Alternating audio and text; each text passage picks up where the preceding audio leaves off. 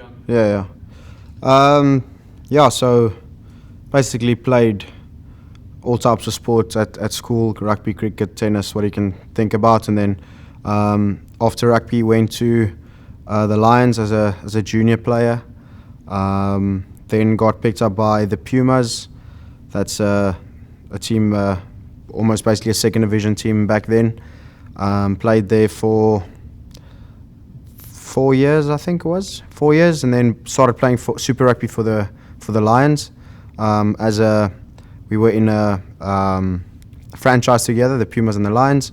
Then started playing for the Lions after the Pumas deal, and then at the Lions. Then my second year at the Lions, 14, 15, 16, got my first cap for the Springboks, and then moved to Sale after that in Manchester. Yeah. How did you feel when you got check one thing? Sorry. How did you feel when you first got your Springbok cap? Good. Yeah. Yeah, I think the easiest way to say it is probably just very, very proud. A proud moment in my career, and I think growing up, that's all you want as a player. If you start playing professional rugby, that's where you see yourself going. It doesn't always work out that way. So for me to finally get that opportunity was immense, and it was just some unbelievable experience. Unfortunately, we lost that first test, but for me it was great. Really felt like I was part of something bigger. It was just really proud in the moment. And then when you went to Sale, you had less than 30 caps, I think, at the time, didn't you? Were you worried about the Springbok career? Yeah, at the time, obviously falling out of favour a bit with the Springboks back then in 2017. Knowing that I could maybe come over here, apply my trade, and work on a few things that a lot of people believe that I can't do or can do.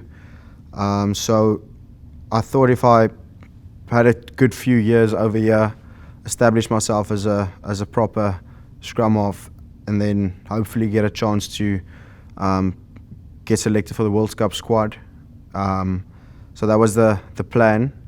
Never turned my back on it. I just needed to take this opportunity at the time to get my skills up there and to play a different type of game, and to show myself and the people around that I can do this job.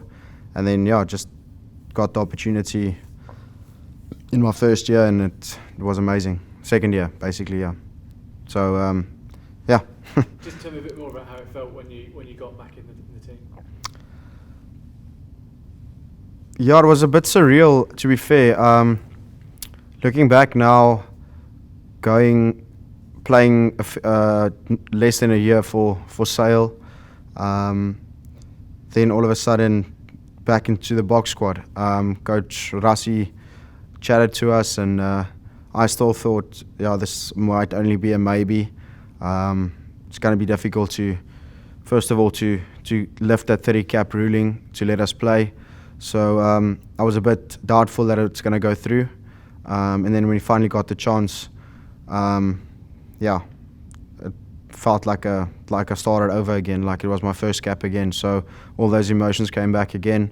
One thing I did feel was I was a bit more comfortable in my position, a bit more ready, a bit more settled with certain things.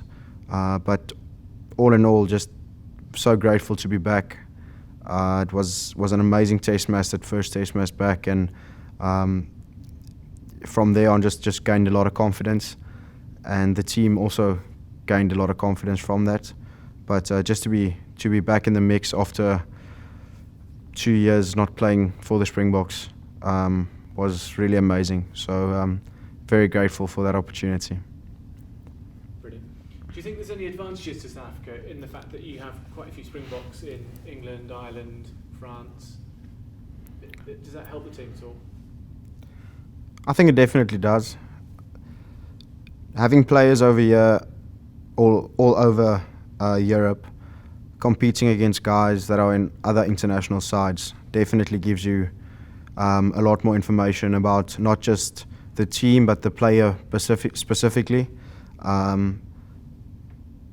If you look at the coaching staff as well, there's a lot of international experience for coaches, and like Aled coach, coming from Wales but in Ireland. So I think we had a good blend, and it definitely helps just to gain some information on players and how guys react to certain situations.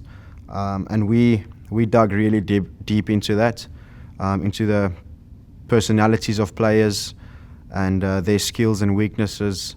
So any little upper hand we could get, we took it, and the guys worked hard behind the scenes to put that information forward, and I think that was definitely in our advantage to have such a broad player spectrum, if I can say it that way.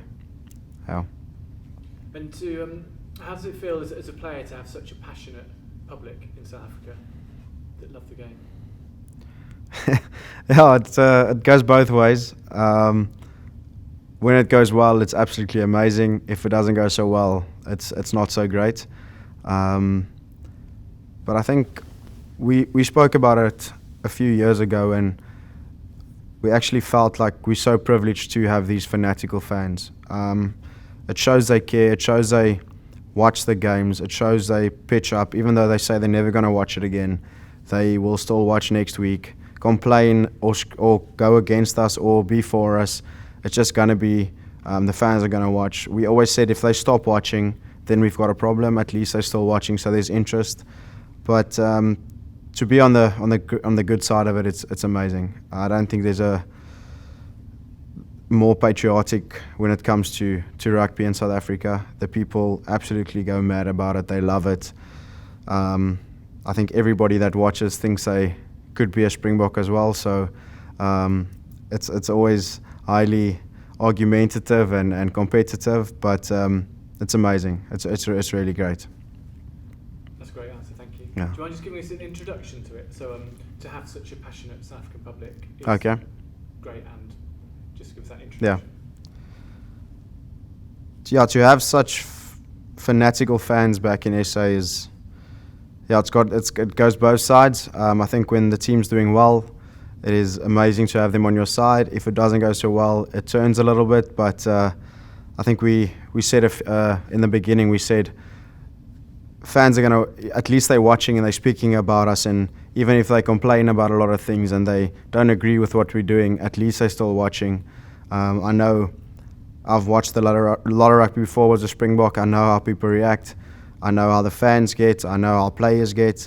And it just shows passion for the game. It shows passion for South Africa.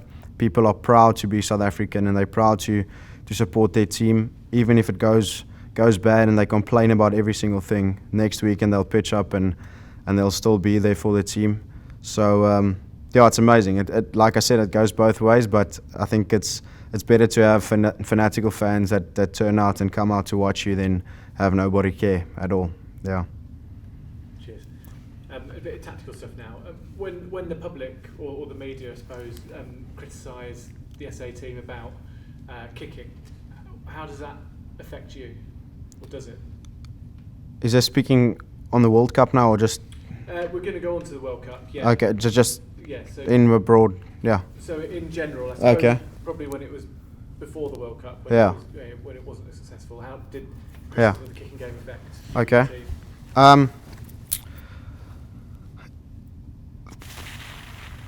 The kicking, it's interesting. There's a lot of facts behind the way, a certain way that you should play to win games more consistently, and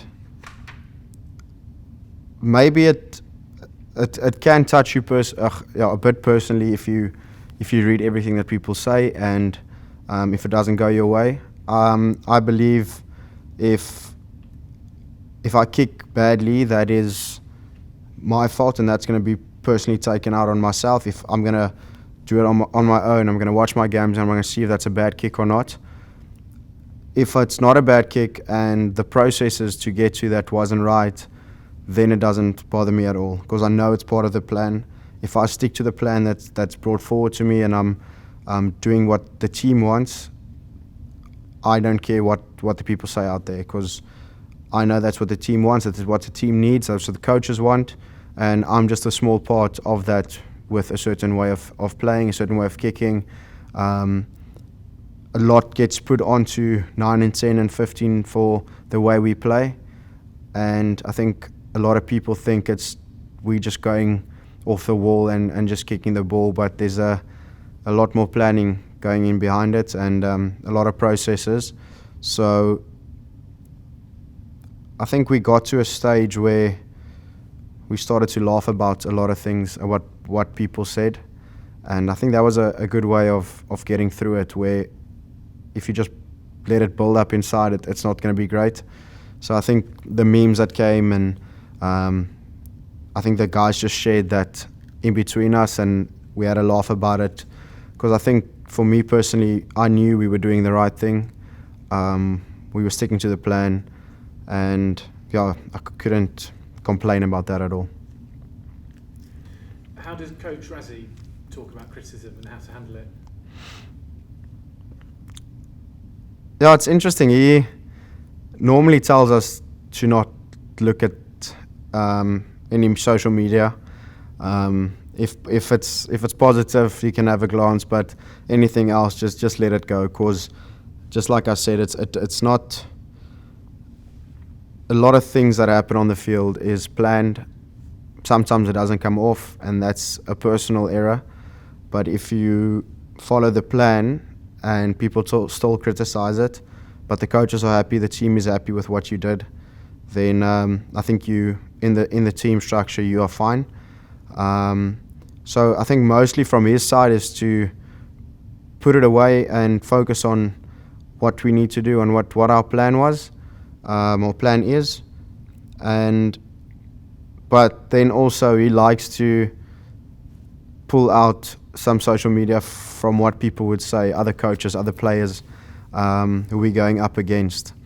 He'll pull up stuff and show that, so to almost to psych us up a bit. So he knows how to work around the media to take out the right bits, to maybe give us some fire in the belly for the weekend.